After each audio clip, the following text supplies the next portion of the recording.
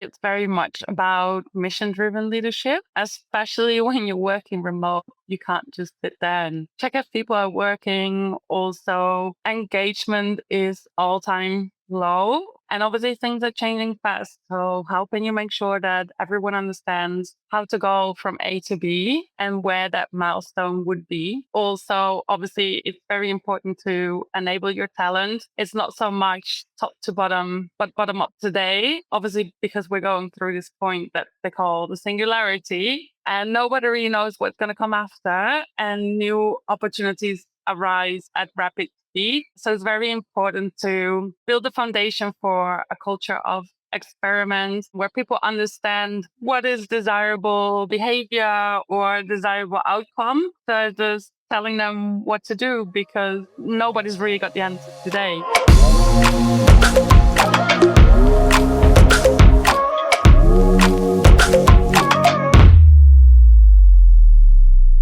Hi, everyone, and welcome back to the Freedom of Work podcast, the podcast by Remote First, where we go in and explore what it takes to really build that people first company in a remote and rapidly changing world. And I'm Leah Cotton, your host. If you don't know me, you're going to get to know me now. So, in this episode, we're going to be diving into what the future of work really looks like, looking into leadership, culture, and connection. And the guest that I'm bringing on today is Gina, which has been living and breathing through this evolution from her time at LinkedIn to where she is today. So, yeah, Gina, if you'd like to jump in and introduce yourself to all those listeners out there. Thank you so much. I am the founder of Driftaway, a travel company facilitating team retreats and company offsites.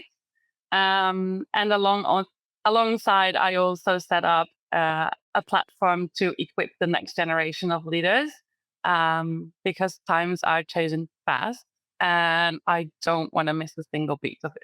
Yeah, absolutely. It sounds like a really interesting journey and something that's really going to plug into this Freedom of Work podcast and discussion, what we're all about at Remote First. So, yeah, I know I mentioned that you worked at LinkedIn. So maybe we sort of start at that point and how you've sort of seen the evolution of work really close up for the past 5 years. I guess that's why it's shaping where you are today. So, how would you define the future of work of 2025? And maybe what most people aren't understanding about it? I am personally super excited about it. Looking back, me personally, I defied the traditional career path and then joining LinkedIn, moving to Dublin, many expats around a complete new world opened up for me. And this also turned out to be a pivotal point for HR, so to say. They got a seat at the C-level table, um, and also many shifts. Obviously, because of technological advancement, skills are shifting fast. So yeah, I guess it's never a dull day in talent land, so to say. And yeah, from there, I picked up on the trend workations pretty fast because we were obviously working remote. We were allowed to work from abroad. And given my long background in travel, I figured that would be something I was going to dive into deeper. Yeah, Yeah, very definitely. excited. Yeah, I think it is. It's a very exciting shift, especially with the skill shift, but also, as you said, the sort of workstation and abroad working now. It's definitely changing and it's changing fast. So people need to be involved in that change as soon as possible. So as we sort of look at the, let's say, the evolution of work, the evolution of work needs to be fueled by leadership, let's say. So what do you think then, if we look at the future of work in 2025, what does sort of that incredible leadership look like in 2025? And how do you think they can actually work together to make that work? I think it's very much about mission-driven leadership. Especially when you're working remote, you can't just sit there and check if people are working. Also, engagement is all time low. And obviously, things are changing fast. So, how can you make sure that everyone understands how to go from A to B and where that milestone would be? Also, obviously, it's very important to enable your talent. It's not so much top to bottom, um, but bottom up today. Obviously, because we're going through this point that they call the singularity, and nobody really knows what's going to come after, and new opportunities arise at rapid speed. So it's very important to build a foundation for a culture of experiments where people understand um, what is desirable behavior or desirable outcome. So just telling them what to do because nobody's really got the answers today. Yeah. Yeah, I think it's really interesting, firstly, to go with that mission driven leadership. I think that's a really special quality that people need to bring into that because, as you said, it's more than getting from point A to B. It's about making sure it's clear, but also everyone's sort of shared in that journey as well. And I think the A to B, it makes sense, but there's a lot of things in the way. And I think if you're mission driven, you're going to help to get there. So, like the different challenges, what's in the middle of all that, but then B, what does success look like? How are we going to get there? And I think having that, as you said, element of being mission driven is a really way to help create decisions as a business. And I think without that element, it's quite hard to be leadership. So I think that's a really great point to make. And also, I like this culture of experiment because yeah, that's a really nice way of looking at it. I think if you don't experiment, you're not going to be able to see what's working and what's not and be able to fuel sort of the direction of what could be the best way to success. So it's like, yeah, we know how we think we're going to get there, but actually if we try a few different points, it actually might discover a better way to get there. So yeah, I think it's really nice having the direction, but also, yeah, that culture to experiment. I think the combination of those is really, really nice. So yeah, I know you mentioned also about then workstations and where you think sort of that 2025 future of work is going. If we look at that from sort of, yeah, that leadership top level view, what would you say is sort of those common misconceptions that C-suite leaders have about workstations, and then why maybe these beliefs are a threat to their businesses? um, there are leaders out there who think that when their employees go on a vacation, that all they're gonna do is go to a beach and get drunk. Uh, if they want to do that, they can do that at home as well, right? It's more, there's a lot more behind it. I think that's why I'm personally so attracted to it as well, because it was always either you do your career or you go and travel. And obviously with the technology we have today, it allows us pretty much to work from almost anywhere in the world.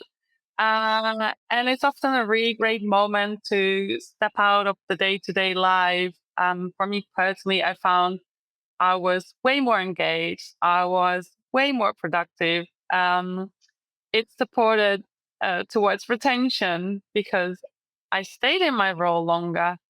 I even had better conversations with clients. And this particular time that I went away to Austria, I actually won prizes in sales and got nominated for about 3 awards in total. So um, I'm just sharing that because it's got a lot to do with trust.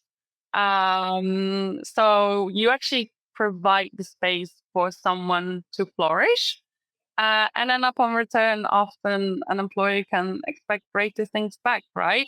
Yeah, absolutely. Yeah, I think, yeah, it all stems from the misunderstanding of it being in this beach setting. And I think that's then what makes things stem and create things like, yeah, not enough trust and things. And that's not the whole point of it. The whole point is creating a new setting where trust is sort of the main foundation. And I think Obviously, yeah, you may have a laptop and you may be by the beach, but I think it's completely different to that because you're creating new ways of working with different people. And I think because also people feel so lucky that they are there, I think people want to try harder and show that they really do want to be there. So it's not always about the fact that there's a beach involved. It's like they actually are so happy that there is a beach involved that they can actually really try hard. And as you said, awards and things can be earned during these trips. I think that creates another way of looking at it. And yeah, you can boost, as you said, productivity, and the support is just going to be there, and it's going to help people want to work there more, and obviously brings in retention, definitely. Yeah. And obviously, if you know what your role entails and what is the desired outcome, then you can work toward those goals, right? I would say it is important to plan ahead, to make sure everything is aligned, but I don't see why it wouldn't be possible today. Yeah. Yeah, exactly. So then let's say that people are sort of taking on this idea of offsites and workstations, and they're becoming, say, a really critical leadership tool rather than a perk, which is sort of exactly what we discussed. What do the best ones, let's say, do differently? Like, do you have any examples of maybe companies that you've worked with that you can just sort of showcase how this has worked in like a really true example so our listeners can actually visualize this as well? Yeah. So it can be seen as a nice to have, or some may call it sticking a band-aid on something. But it actually contributes to a company's success in many, many ways. We've probably all seen shots gone viral about the company offsite, which obviously raises better awareness for the company. They have talent coming inbound through referrals. They get to know them. Potentially, the time to hire becomes shorter. Also, for example, for remote companies, it's a great moment to build trust, step out of a bit of isolation at times, and really reconnect. There's some magic in those in real life moments. Even the ability to just tap someone on the shoulder. Um, Also, obviously, in terms of attrition, we all probably know someone who ended up staying because they were waiting for the company offside. Because we're just having way too much fun with everybody. We're excited about the goals ahead. I think a really great example is Testlio. Laura Marie is their remote work and people analytics manager. And basically, they have storytelling fully embedded within their company culture, uh, and it starts with the little things in their Slack thread, where every week they can get a cup of kindness by sharing their photo. And then obviously also encourages them to go outside. They can open the topic. But also they have their annual offsite, which is the Lions Fest. That's the yearly one. And then they have the Lion Pride. Nice. Um, because basically they realized that meeting once per year was amazing, but employees, yeah, they stated during the interview that they would like to have another meeting point. So they introduced the regional offsite as well. They do an amazing job. They measure a lot of data, obviously, and also ask for feedback. Um, During the last one, they actually decided to uh, work together, uh, and they took one topic, the full journey pre-sales for the client, Okay. which I think is a really amazing example because everybody understands what the challenges or objectives are. And obviously, you have a different role. So you kind of start seeing a full scope of the puzzle, so to say. So I think that's a great example. Another one that I think is pretty cool is Lemlis. Perhaps you've seen their viral offsite video coming Yeah, past so, recently. yeah. Yeah, yeah, they did an amazing job. I've also understood that they even purchased a full workation house for their team. So there's different ways of operating. Um, Also, it can be a great moment to say thank you for all the hard work. um, Yeah, I think that's really nice. Touched on quite a lot of points there. So I think firstly what you were saying about the offsites are great, and if you do them once a year, people are wanting to stick around for them and do them again. But I think it's really good to keep measuring and getting feedback from these things as well. And that you can measure and get feedback from the process that you're doing in the business and from like a HR perspective. But this is also really good to get feedback from. And I think the more times you do it, you're only going to get sort of a deeper relationship with maybe people that you wouldn't have connected to, especially if you're a remote team. And this like regular connection only builds momentum for the next time you're maybe going to see each other. And I think picking a theme, something like this, is a really good way to get everyone thinking from the different points of the business. As you said, the something like this, like a pre-sales funnel strategy, let's say, you've got the marketers, so the content people that are going to be doing the blogs, the webinars, the podcasts, and then you've got the sort of engineers that are building the platform, making sure they're there for that, the sales team that are actually at the forefront of that, like each element, or the customer success team that are after that, but they also need to know about the bit before. And I think having people from all those different points of the business is only going to make something that maybe can be a little bit challenging the best it could be. So finding a solution that works for everybody in the business and creating a point where you can like really collaborate whilst recharging is a really special experience. yeah, I think, and a lot of it comes down to trust as well. We Yeah. often go a little bit further for someone that we know, or if we understand what's fully going on and we've actually had the space to be our true selves and open up, which I think is a beautiful thing about it. And also, as a lifelong traveler, um, try to find it in the data, but there's something about going to a different place altogether. It's something that becomes something of you that you experience and go through together with all the little rituals, Yeah. habits, and highlight moments that happen there. Yeah. Like, Until that lives long after. Yeah. yeah. Also from a previous podcast that has been on Stephen from Roller, I think I actually used Rome, sorry, I think I used this example in my last one, but it's a really good one. They said that they did it was a work event, and everybody, there was a group of people and you'd never usually see them speaking. There was someone from a different team, like different levels of seniority, a really entry level, a leader. And everyone was like, how do they know each other? They were all chatting. It's because they all ended up getting a taxi together to the event space. And it was a really connected, yeah. And they really became close friends after that because they were all chatting in the taxi. And I think sort of taxi ride for about 20 minutes, it gives you the opportunity to be quite close knit. Everyone sort of has to be together for that time. And people find out things that you maybe wouldn't be speaking about if you were at the event.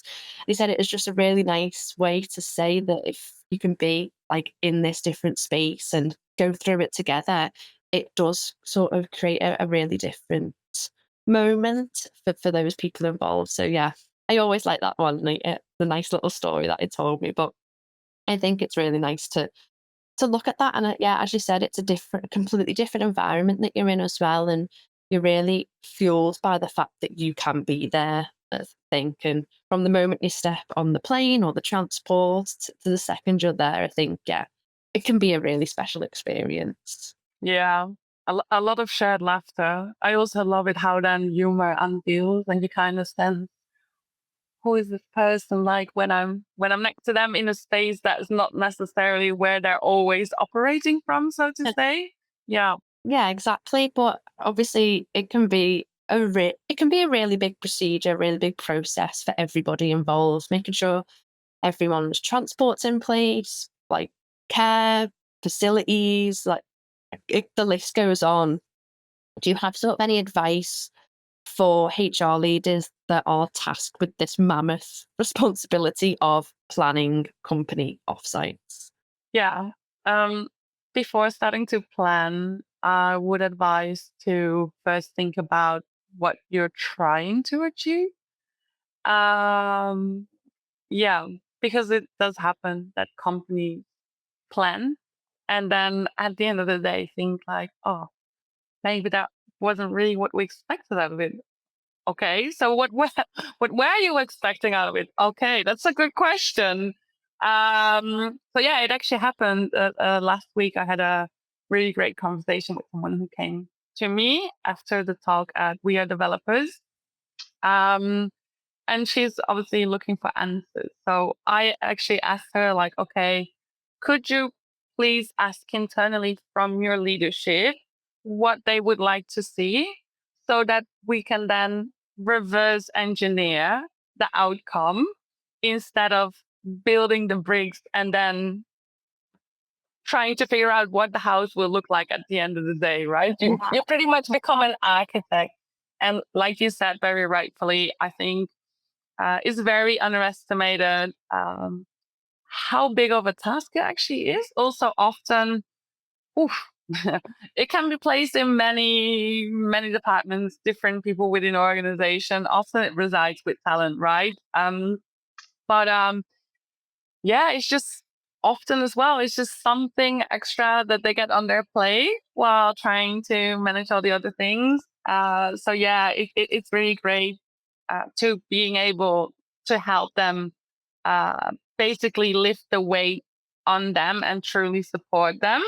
Yeah, I think that's really the key, isn't it? Reverse what you're looking at getting and then how you're going to get there. Because you want to, do you want to build stronger relationships? Do you want to create a whole new part of the platform? Do you want to find a new strategy? Do you want to find a different way of innovating a certain product? Do you want to boost morale? Like, there's going to be so many elements, and you might want to do two or three of these things. But I think every decision, every sort of agenda that's planned for each activity that you do has to have a little link to it. So, making sure that everybody is involved early enough so that leaders, managers, people are maybe aware of where they're going to be going or what's going to be happening as well. I think if, say, you know that there's going to be an offsite in 3 or 4 months' time, it can really help people feel more engaged and excited about the event. And if they know what's going to happen and where it's going to go, it might be that there's certain teams that are meeting up in a different area. It might be that the company is split into different ways of the world if they can't maybe afford to get everyone together in one place. And making sure that you look at it from what you're going to achieve and how at the very start, I think is really crucial, because otherwise it's going to get messy. The logistics aren't going to work out, and you're just maybe going to be doing an offsite for the sake of doing an offsite. And that's not the point of it. I think you need to be really inclusive, making sure that all those activities people can get involved in, depends on, as I said, what team they are, and making sure that you're looking what you want to achieve and then maybe also following up on that as well. So what does that event look like afterwards? And how are people going to maybe relate to that? I think is really important as well. Yeah, I think also inclusion is something that's very important. That's often overseen. Neurodivergent. Some people love being around others. For some people, it can be very overwhelming. Yeah. Um, some people may have hearing problems, or oh, there's a few people who actually get seasick. What a great boat trip it was. Yeah. So also in terms uh, of do they have families? Do they have children that someone else should be looking after? So you want to make sure you plan ahead, you announce a date so people know uh, what what they're up for. And also what works well as well is to provide people the option to join or say like, hey, okay, this time doesn't work the best for me. I'd love to be there though. But yeah, Yeah, exactly. I think if people have got enough time, it gives people the opportunity to be able to plan as well. I think the employees individually need to plan as well as the offsite needs to be planned as well. And also, I think in a way, even though the offsite should be planned for like a really extensive amount, making sure there's down times and time for like organic conversations, like I mentioned, but also times to really sit down and plan something that was really meaningful for that offsite. So giving people the opportunity to have structure, but also be flexible as well, and making sure there is enough time for that as well. Definitely. I set the guess, sail and unwind. yeah, literally. So I guess if we are speaking about this agenda and the structure of where it would sort of go, do you have like a dream offsite structure or agenda? Maybe like what components guarantee it's like not just a vacation, but a transformation? I think at the end of the day, that's why we do what we do, right? To deliver great experiences for one person. That can be to go and see this other person in this other place and align on the goals. But one topic that's obviously very big, especially with remote companies, is team building, and to break down those silos, because it can become easy to oversee, be seen. It can become easy to get overseen, or not sure understanding what somebody else is working on. So you're really setting that moment with intention. For example, I had one amazing company coming to me. Um, and yeah, so they're introducing offsite. Uh, but it turns out that the team, they organize something themselves, which is great. But it also, for example, means that they do not spend that time focusing on their job, and they're just gonna go and have meetings and go to the bar, which could be a point of inclusion as well. But yeah, so obviously they've come to me to ask, like, hey, Gina, I'm sure there's different ways how we could do this. Um, we're looking to get your help so that we can really focus on the team building part, and build a stronger band together. A bond. Sorry, that was a little bit English right there. Yeah. So I think it's that little piece of magic on earth, which can be different for everybody. I mean, if you ask somebody like, how was your offsite? What was the greatest part of it? They're probably going to be talking for 5, 10 minutes. Yeah. Yeah, absolutely. Yeah, I think there's going to be loads of really best bits in it, but designing it so that, as we said, firstly, exclusive activities that can mix different people with different functions at different levels, and yeah, focusing on those shared goals and challenges. Yeah, and making sure that it's all captured as well. I feel like everything there needs to be captured and measured so that afterwards it can be really reflected on as well. I think it gives the opportunity to maybe not give all the ideas then, but maybe just let those settle and think about those as well. Nothing has to be abruptly created or done in the offsite. It's just a really good space to be able to open up and give someone ideas in a place that maybe you felt like you couldn't before. I know remote working can be difficult in sometimes communicating those things as well, but I think it gives people quite an open stage to be able to contribute to a really open conversation as well. Yeah. I've also actually been working on a new website, and I decided to take a different track than just the standard, like, hey, go to this country or go to this place. I figured it would be a great opportunity to define offsites by energy. Nice. So we got the mountain air. Uh, there's different themes that we set out through that, so people can really already step into that idea, like, okay, how do I want to feel when I get there?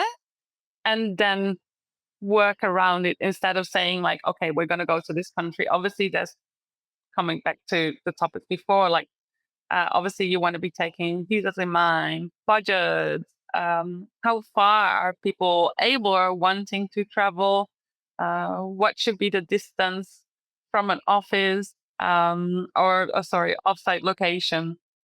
So yeah. Yeah, no, I really like that. I think that also puts into perspective what we originally said is the why of why you're doing the offsite, because that different energy is how you're going to be feeling throughout it. Like, I like this mountain air thing. I think it's really nice, like recharging yourself, go into this space, or is it more of a rush? Is it an activity based one? So it's a really connection, quick fire offsite. I think that's a really nice way to make people think, why are we doing this offsite? And then relating the whole experience towards that. I think that's a really nice way of doing that. But say we've got sort of, say we've got our location, we've got what we're going to be doing there, and people want to be analysing and looking at what's happening constantly, but also as a follow up as well. Do you think there's a way to measure ROI from a workstation, an offsite, a team retreat,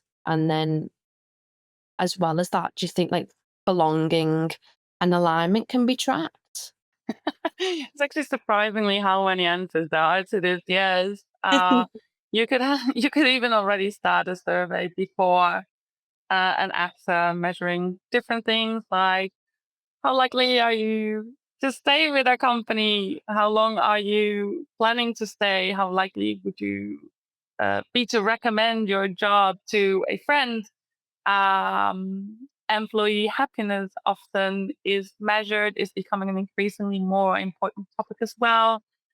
Engagement, productivity in the data, um, which goals have we set out and are we achieving them? Are we able to lift any blockers like communication to achieve the things where we want to go? It could be innovation, creativity, reducing bottlenecks so that people come to work with a happy smile, regardless of where that is. Um, yeah, the list goes on. It really, Yeah. again, I think depends also on what the company is valuing. Yeah. Yeah, no, definitely. I think firstly is it's always maybe a good like idea to start with a survey, because whether that's pre offsite and post offsite as well, to compare those answers, because even maybe pre offsite people might not be as engaged, let's say they might not feel as aligned with employees, they may not feel as connected. Post offsite, all of those things will have hopefully changed. So I guess you're looking for a shift in scores. And I think, as you said before, trust is going to be a really key element here. But also then what people are going to get out of it is people are going to be communicating more, and hopefully they're going to have like a shared purpose on what the business thinks as success and what they've learned from that. So yeah, I think comparing those two is really good. But you can also clearly see in people's behaviors how they feel from having a room full of smiles. I think is a really clear indicator for having that physically in front of you as well. I think also today it provides a really great opportunity to upskill together. Obviously, because of AI, everybody is just working in their cloud, doing their role. Um, but it is truly amazing what's possible today and what you can learn from someone else. So you can also, for example, create this moment and space to really, yeah, have let people have those conversations, let them try things out, learn new things. um, Community building is getting a much more prominent role, obviously in person, but also online within the company. So yeah, again, back to the culture of experiments. Yeah, absolutely. So then if in terms of sort of a culture. So then if through this offsite, let's say, obviously we're trying to create a bit of a different culture for, especially for remote and hybrid setups. It's trying to add a little bit of another element there. What do you think is the biggest mistake that companies make when they're trying to create a culture in remote or a hybrid setting? Just presuming things will happen. Yeah. Uh, Things need to be set up with intention. Things need to be communicated clearly. You need to have a culture of inclusion where people do feel like they belong. Uh, Obviously, at the office, it could happen that people get like their little islands. And I Yeah. mean, let's not dive into the water cooler chat, but Yeah. yeah, with remote, this doesn't just naturally happen. So uh, yeah, that's again, Testlio, I think they do a really great job storytelling throughout it all. Um, there's like I think you were saying that last time when we met that you have like a random meetup with Get one of it. your So colleagues. not Yeah. awful. Yeah, we used to actually have that opportunity at LinkedIn as well. Uh, like really, really be open for your colleagues as well. Especially I remember that as well when I was still working at LinkedIn. That obviously when the job would get very, very busy, but we would always take that time to help one another, whether that was hybrid or in person.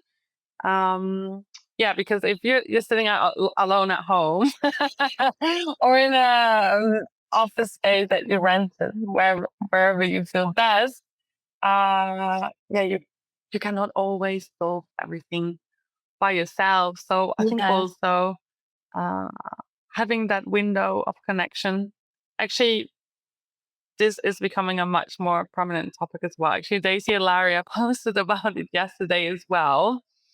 Um, how it's so much of a culture of productivity. And she mentioned the move mouth, which reminded me of that as well. And it's also, you're also kind of expected to be in the always on culture. So, for example, for me personally, at some point, I remembered I set myself on offline. It wasn't that I was not there. Um, just it made me feel a little bit uncomfortable. Actually, taking my time away of the core that I should focus on to move the needle. Hmm. So I could really this is like a great example of hybrid, I think. So I really found balance there in that way where I would do like my deep work and focus from home. But when I would come to the office or when we would go somewhere together, I would also structure my time in that way. So I actually would have that moment to connect and enjoy and have some jokes around here and there. Yeah. So yeah, the place of meeting has completely changed today. I'm absolutely loving it. I think it's a lot more human. Yeah, absolutely. I think the first thing that you mentioned was the intentional and inclusive. I think maybe two really like structural things for culture in remote and hybrid setting. Because as you said, like in the office, culture can really grow naturally. Classic water cooler, but there is shared rituals. We know that there's spontaneous moments that happen, but obviously you said like as you are remote, these things just don't happen naturally. So these donut chats and things that are designed offsite, for example, that can create ways of communication are really, really special to those people that are remote working.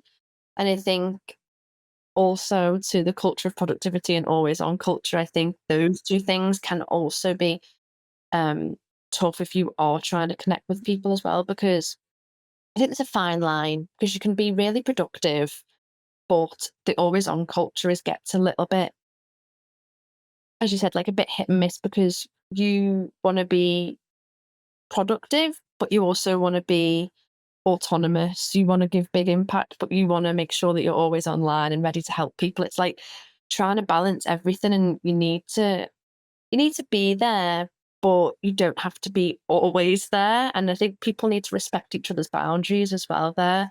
It's like if you're doing an always on culture, you're saying that your presence is over performance, whereas that's not the case.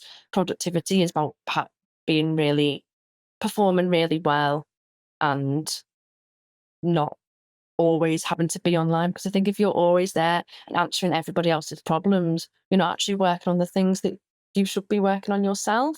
So then that makes you a little less productive. So yeah, I think balancing those things together also creates that culture as well. And I think that's a really nice topic and something that I think needs to be looked on more. So I'm definitely going to be delving into that one more. So thank you for that. But obviously, I'll connect you. definitely. And I think you also mentioned as sort of a little hint there, which was the donut chats. And that's something that's created through our Slack with AI. But what role do you think human connection, in person collaboration can still play when AI can stimulate so much of it virtually? Because we have less of it. I think we value it even more. We crave it. Life, to some extent, has been taken over by algorithms and screens, so we can have certain freedom or time leverage, or actually be included into the workforce. I guess when we're speaking about offsite workstations, what common themes do you see emerge when people finally do come together and maybe they've never met or they've had sort of months apart from each other? Think about pinky promise now. Like, it's like, is this bond that cannot be replicated online? It cannot be replicated even in an office to that extent. And I think it's just such a magical thing to then explore and get your colleagues to know in a complete different way, in a different environment, where you can rejuvenate, be inspired, be creative. So yeah, I'm super fan of the future of work. I'm so excited that this all is a possibility today. Yeah, absolutely. I think those were the key themes, sort of rejuvenation, creativity. I think they're really cool. And then inspired or inspiration by others. I think those are some really key themes that I think have also pulled through throughout the conversation where we've been speaking there. I think that gives people a way to sort of look at why the offsites can be so good and integral to remote and also perhaps hybrid workplaces. I think also, like back in the days, I guess, with the industrial revolution, we would go to our work, we would be there, and then obviously we would leave. Yeah, Work is over for most.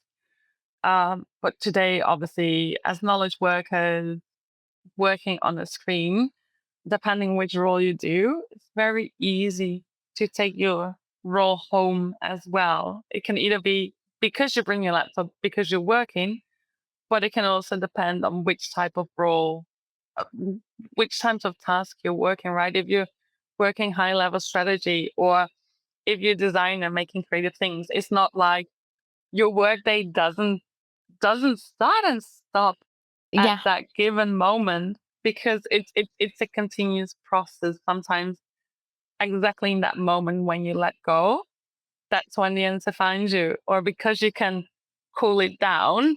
I mean, there's a lot of overload, right? Burnout has never been higher. It's going at such rapid speed. So the more important it becomes to take that moment to step away, let things sink in. Okay, where are we going? What's the mission? What are the goals? And then how can we get there? yeah, absolutely. And how do our business values all fit into this as well? I think that is really crucial in pulling those through because I think that can also be a little bit, it gets pulled away and people think that offsites are one off standalone thing. But I think business goals, and I said goals, but also values need to be pulled into it as well to show that that is at the core of what all of this is really. Yeah, 100%. Yeah, Company values are important. They yeah, are, yeah, they are to be defined. I even love actually Stephen Bartlett talks a lot about this as well now. I love how he says that even though you have a company culture, you also have little subcultures. And I think that ties right back into the rituals, but even the values. It starts at the direction where you're headed, like from the heart, and then it starts at the front door, right? What kind of behavior would we love to see within this company? How how do we love people treating each other? Uh, do people have a growth and open mindset? So yeah, this yeah, yeah, it's something that truly stood out. I think it stands out more every year yeah, how important company culture is, but also to hire for talent. Because back in the days, at LinkedIn, we were saying that A game players pretty much are about like 4 times more productive. I think in the best case, maybe today that can be 400 times more productive because yeah, many people are simply working to kind of like almost make themselves redundant, so to say. What can be automated so you can focus on higher level tasks, or something I'm obviously really excited about is that if we can then automate the boring, so to say, we will have a lot more time to focus on the people, build those relationships, come up with creative things. And I think that's also going to help to succeed in the future and be able to get good things out of this new technology. yeah. I think that pulls in where AI can draft, schedule, analyze, then it gives you the opportunity to do the creative part. And I think that's exactly where maybe the skill set is going to be most valuable in this world. And I think this is exactly what we've pulled into the key theme of what an offsite's all about. So I think that's really key because, as we said, AI is pulled in and used to do those things like automate and schedule and analyze, let's say, but the Yes. themes that yes, but the themes that we want to use in the offsite was those ideation, inspiration, creativity, recharge, and the things that are sort of completely also away from AI. So I think that really does balance out the need to have human thoughts and connection with sort of that mix of AI as well. Especially now, also understanding from which side someone else is coming. I said this in Berlin as well. Like, obviously, you want to be redefining the roles. What skills do we need? What does success look like? Uh, and obviously, that's going to come along with change. Just the change this time is so fast that it is quite hard to comprehend. So, especially this growth mindset comes in amazing. Make sure you have power users, right? Learn from each other. Um, but I asked this question in Berlin, uh, who was already actively working on it. And I found that there were just two ladies very very actively in the front shaking their head like, yes, oh my god. And yes, actually resilience does come in. So it's also very important to make sure to communicate and respect where other people are coming from. Maybe people are a little bit worried today. It's all over the news headlines, right? Yeah. Nobody can really look 10 years ahead. Like 1 year is already hard today with the speed of things going. Um, so yeah, make sure that conversation is opened up, that people have time for each other, like touch into that human side, ask somebody how they are really feeling or how they really think it could help them or what they would love to see. Because it's no longer a one-way road anymore.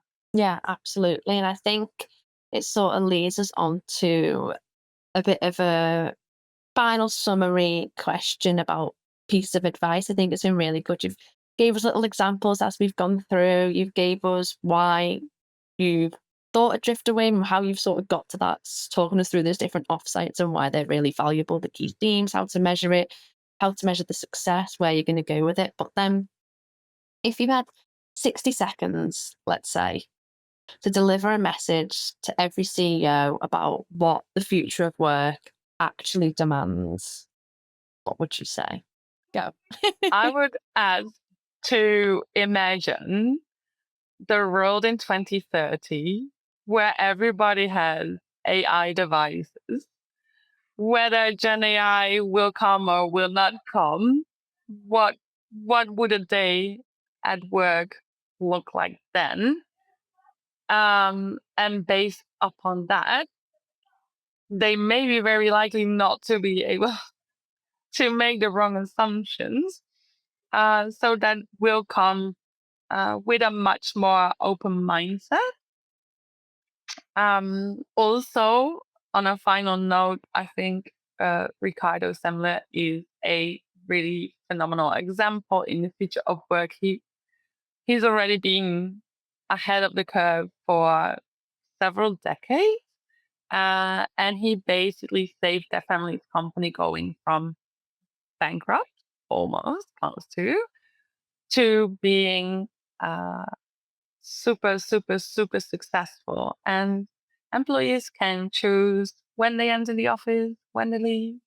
They got hammocks. They can discuss in a circle what they're going to be earning and why that's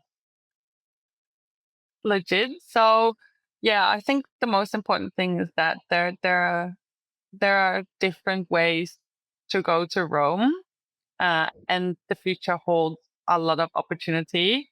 I'm even so excited that anyone listening, I encourage to follow the journey of Leader Weight as well, as we're connecting the bright minds in the future who are there uh, to guide, but also to lead, to connect, and to reinvent. Amazing. Right. Thank you so much. I think that's really summarized it. Yeah, as you said, there's going to be a few different paths to get there, and it's worth checking out all of those different paths. I think we've really talked about how this culture doesn't just happen, but it's really built with intention. As we said, inclusivity, whether it's an offsite, whether it's we're taking a break from being always on. I think also carving out a space for real connection in this AI enabled world. I think the future of work is, as we said, that not choosing between whether we're going to do it virtually tech or we're going to be together in an offsite. It's designing it for both and making sure that we are building trust. I think that word was sort of mentioned a lot through there. I think, as you mentioned, and as we know at Remote First, companies are the ones that are building a freedom of work in the future of work. I think we want to not just be really productive, but find new ways of being productive, being innovative, being creative, and finding a way to inspire others through these true connections and creating ways to find those out. So thank you so much for your time in this hour. It's been really nice chatting with you and finding out really good way of how this is a new way of working, and for companies and people need to discover this to power different insights for their business. So thank you again, Gina. It's been amazing. And thank you to all our listeners who are listening today. It's been a really great hour. And if you want to reach out to Gina, I'll be tagging all of her socials on the post and you'll be able to reach out to her afterwards or ask me or her any further questions on this topic. Thanks Thank again. you so much, Leah. And enjoy Greece. Thank you. Speak to you all soon.